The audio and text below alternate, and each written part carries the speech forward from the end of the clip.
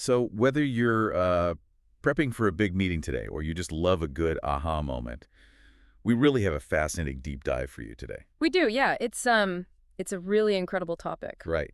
Because picture this. In 1979, the smartest tech pundits in the world looked at this brand new piece of software and they just confidently declared that the human accountant was officially dead. Like completely obsolete. Exactly. Just replaced by a machine. Mhm. But instead of vanishing, the accounting profession actually tripled in size. Yeah. And the wild thing is, today, we are making the exact same mistake with artificial intelligence. Yeah, it's arguably one of the most significant paradoxes in modern economic history. Right. We consistently misjudge what happens when technology automates a really difficult task. And right now, I mean, we're repeating the errors of 1979 on just a massive scale. Which is exactly what we're exploring today. We're pulling from this really brilliant piece from the June 2026 issue of Tech Reader magazine. It's a great article. Yeah, it's by Aaron Rose, and it's titled The Spreadsheet, or How a 1979 Tool Rewrote the Future of Accounting. But our mission for this deep dive isn't just to, look backward. No, not at all. The goal is to understand how fundamentally terrible we are at predicting the future of work when a new disruptive technology arrives. Right. And more importantly, we're going to look at what a piece of software from 1979 can teach you, like you specifically, as you navigate your career right now, about surviving and actually thriving in our current era of AI. Because it is just a perfect historical mirror. I mean, to understand the current anxiety we all have about AI taking our jobs, you really have to look at the massive, honestly, almost comical failure of imagination that happened back when the digital spreadsheet was introduced. Yeah, to really grasp why that 1979 prediction of doom was so spectacularly wrong, I think we have to travel back a bit. We need to establish the immense, just mind-numbing pain of the before times. Oh, absolutely. Because we have to see exactly what this new tool was replacing. It's honestly hard to imagine today. The article gives us this perfect, just agonizing snapshot of a Harvard Business School classroom in 1979. Right, with Dan Bricklin. Yes. There's this MBA student named Dan Bricklin, and he's just sitting there watching his professor try to work through a corporate financial model on a literal blackboard. A literal chalkboard, yeah. And it's essential to picture the physical reality of this. Today, we think of financial modeling as this fluid, dynamic process. Right, you just click a button. Exactly. But in 1979, it was entirely tactile. It was rigid. We're talking chalk, physical erasers, giant ledger books. The professor literally has a grid drawn out on the board representing a company's finances over 5 years. Wow. Yeah, so you've got columns for revenue, rows for expenses, taxes, profit margins. And here's where the friction comes in. If the professor wants to change a single foundational assumption like, let's say a student asks, what if our raw material costs go up by 2% in year 2? Right, a totally normal business question. Yeah, but he cannot just change one number and move on. No, he has to erase half the board. Half the board. Because that 1-2% increase cascades, it changes the total expenses for year 2. Which then changes the taxable income. Exactly, which changes the taxes owed, which changes the net profit, and then that alters the starting cash for year 3. It's just a nightmare. It really is. Every single downstream cell that relies on that initial number has to be manually recalculated by hand. Yeah. So the professor is writing it all out, breathing in chalk dust, pulling out a pocket calculator, and just hoping, praying that no typos slip in during this massive series of manual arithmetic. Okay, let's unpack this. Yeah. Because I was trying to visualize this while reading the article, and it is exactly like building a precarious house of cards. Oh, that's a good way to put it. Right. You spend all this time setting up the structure, getting every card perfectly balanced, which represents your business plan. And then, if you just breathe on it wrong, like if you want to test one new idea or you make one tiny arithmetic mistake early on, the entire structure collapses. Yeah, it all falls apart. You completely lose the narrative of what you were trying to build because you get so bogged down in the physical rebuilding of the math. It just sounds genuinely agonizing. It was.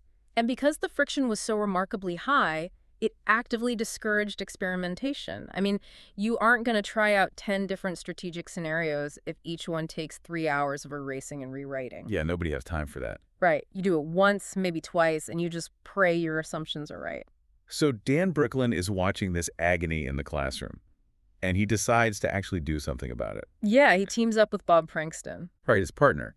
And they build a piece of software called VisiCalc. to solve this exact friction. They built it to run on the Apple II.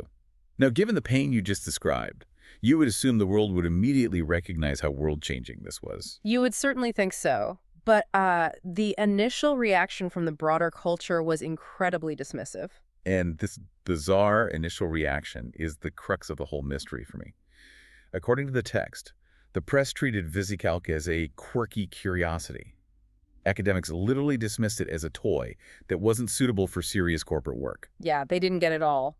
And the pundits, the supposed visionaries who were meant to predict the future of technology, immediately drew this dramatic line in the sand. They did. They declared that if a machine could balance a ledger instantly, then the human beings who got paid to handle numbers were completely obsolete. Game over for the accountant. It is a classic trap of technological forecasting, and the author, Aaron Rose, points out exactly why they fell into it. Yeah. The pundits suffered from what the article calls a fatal conflation. I really want to dig into this concept.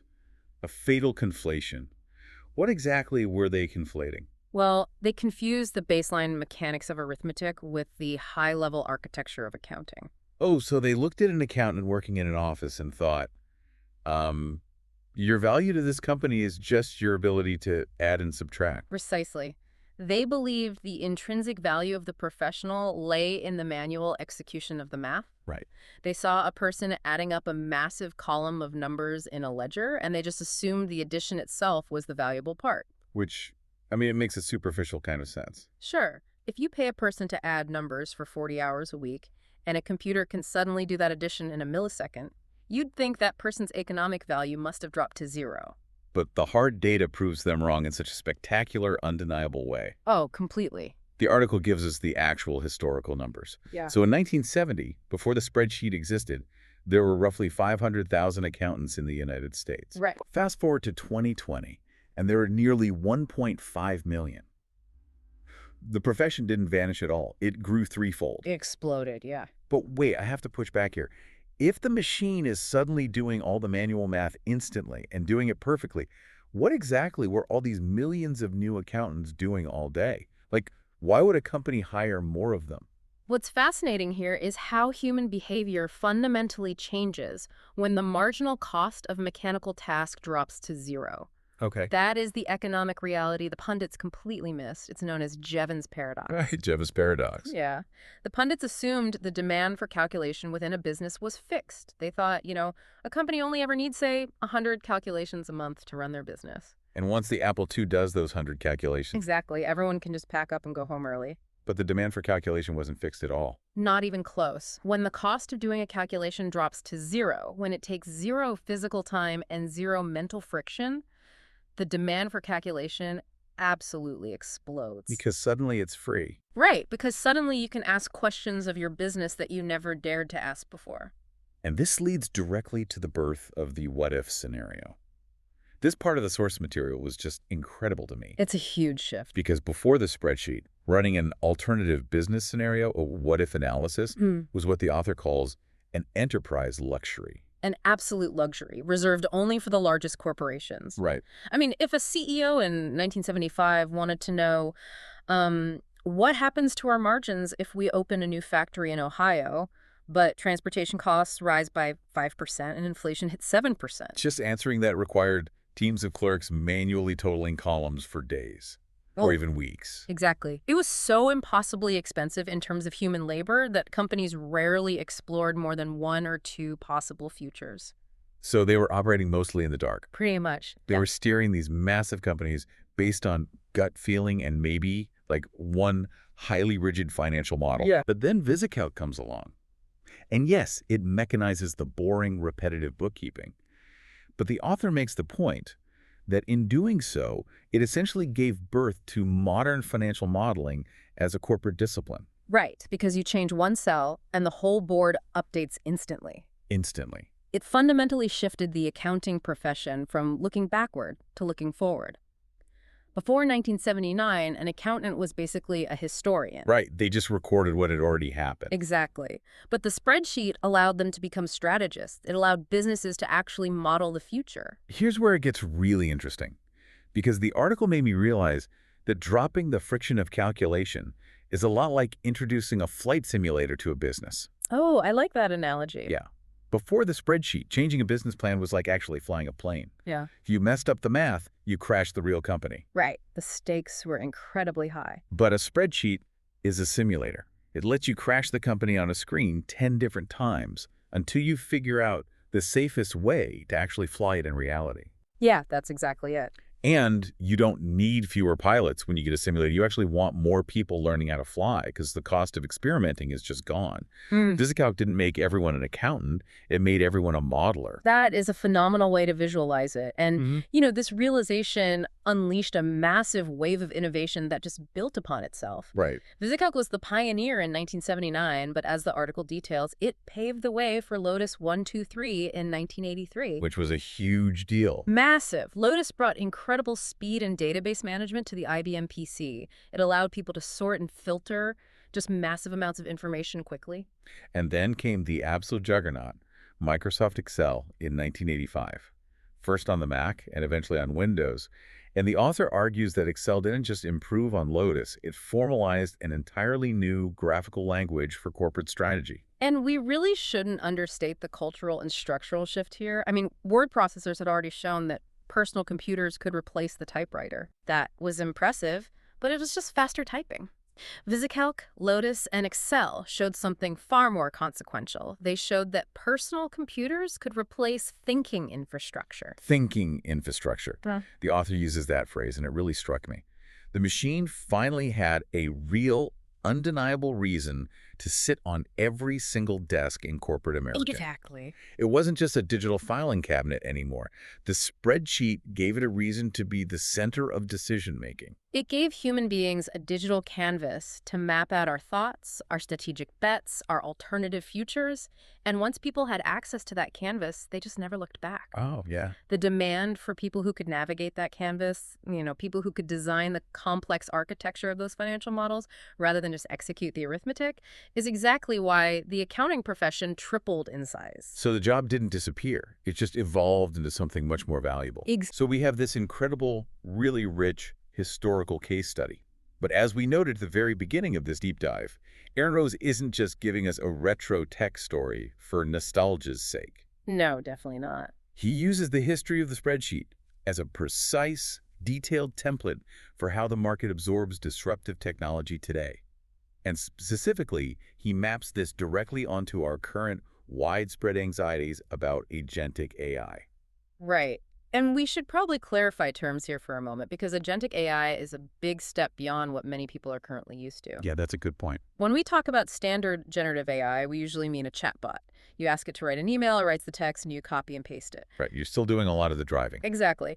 But agentic AI refers to artificial intelligence systems that are given a high-level goal, and they autonomously take actions across multiple software tools to achieve that goal without human supervision at every step. Which is wild. It is. So you don't just ask it to write an email. You say, resolve this customer's billing dispute, and the agentic AI dives into your CRM, finds the customer history, drafts the email, sends it, calculates the refund, and updates the database, all on its own. Right. It takes agency.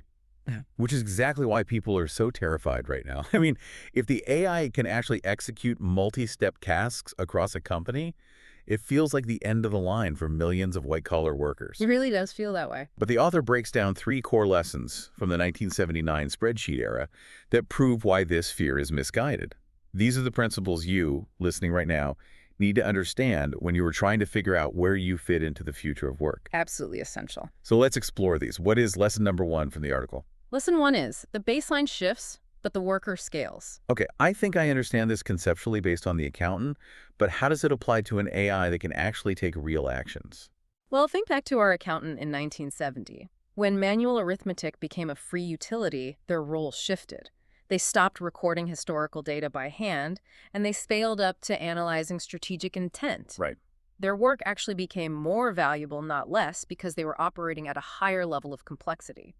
Today, as agentic AI begins to automate the generation of text, the writing of boilerplate code, and the basic synthesis of research, the baseline of our daily work is moving again. So if I'm a software developer, the new work isn't the mechanical execution of the code itself. Exactly. The new work becomes architectural direction. If agentic AI can write the Python script to connect 2 databases instantly, Your value is no longer knowing the syntax of Python. That makes sense. Your value is understanding why those databases need to be connected, what the security implications are, and how that data flow serves the broader business goal. You aren't executing the task. You are designing the system the task operates within. You scale up to manage the higher level strategy.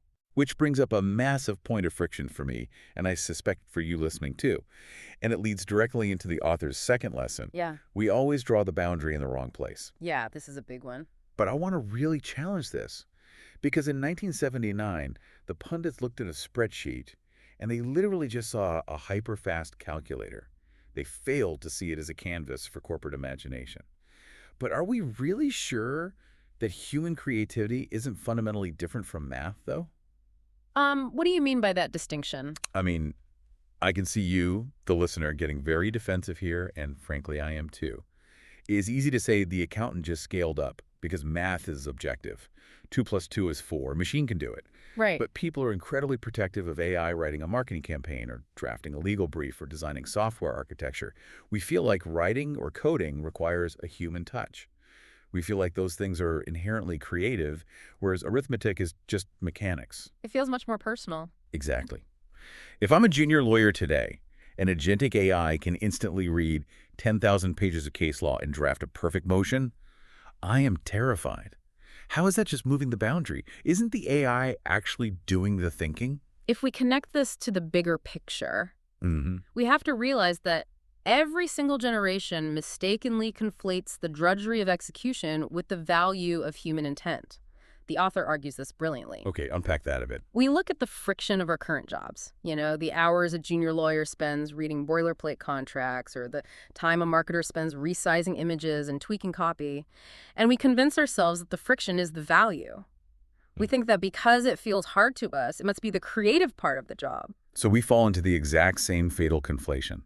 We think because it takes us a long time to draft a standard legal motion, that drafting process is what makes us special as human beings. Yes. The author is arguing that the boundary we draw today between human creativity and machine output is likely just as flawed as the boundary they drew in 1979. We mistake mechanical friction for actual human value.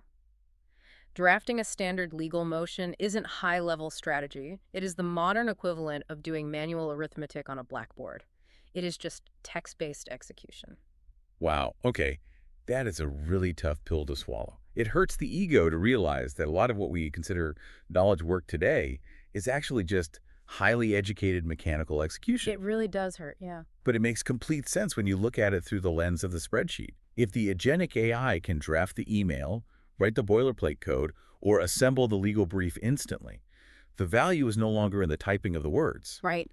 The value is in deciding why the brief needs to be filed, what the overarching legal strategy is, or what the code is supposed to achieve in the real world. Precisely. You shift from being the person holding the chalk to being the person designing the business plan. Yeah.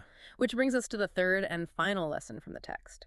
The tool creates its own infrastructure. Meaning the technology doesn't just neatly slide into the existing way we do things. Exactly. The spreadsheet didn't just automate the existing workflows of 1979. It didn't just make the accounting department faster. Right. It completely restructured how organizations made decisions. It literally invented entirely new corporate disciplines like financial planning and analysis, or FP&A, which, didn't really exist in a formalized way before software made it possible. And agentic AI will likely follow that exact same disruptive path. Oh, without a doubt. Right now, we spend so much time worrying about whether AI will replace a specific person in a neatly defined slot on the current org chart. Like, will AI replace the junior copywriter? Right, everyone's asking that. But the article suggests AI won't just fill a slot. It will dissolve and restructure the very boundaries of how work is managed. Because if a single strategist, armed with a swarm of agentic AI, can execute a massive marketing campaign in an afternoon, you don't just have a faster marketing department. You have a fundamentally different kind of company.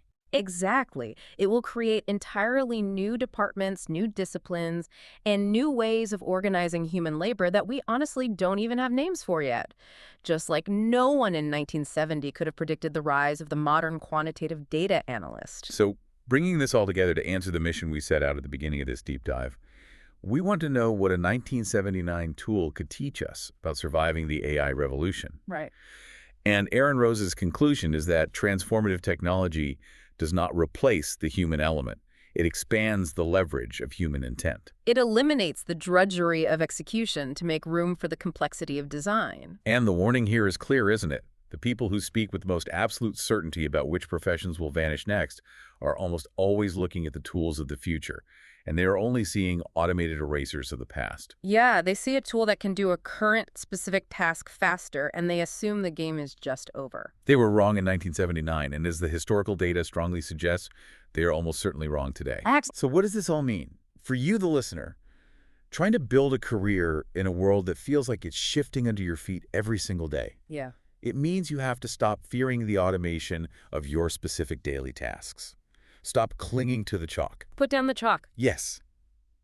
Because when your mechanical execution becomes free, when an AI can write your code or draft your memos or build your slide decks instantly, the demand for your higher-level strategy, your vision, and your architectural direction is going to explode.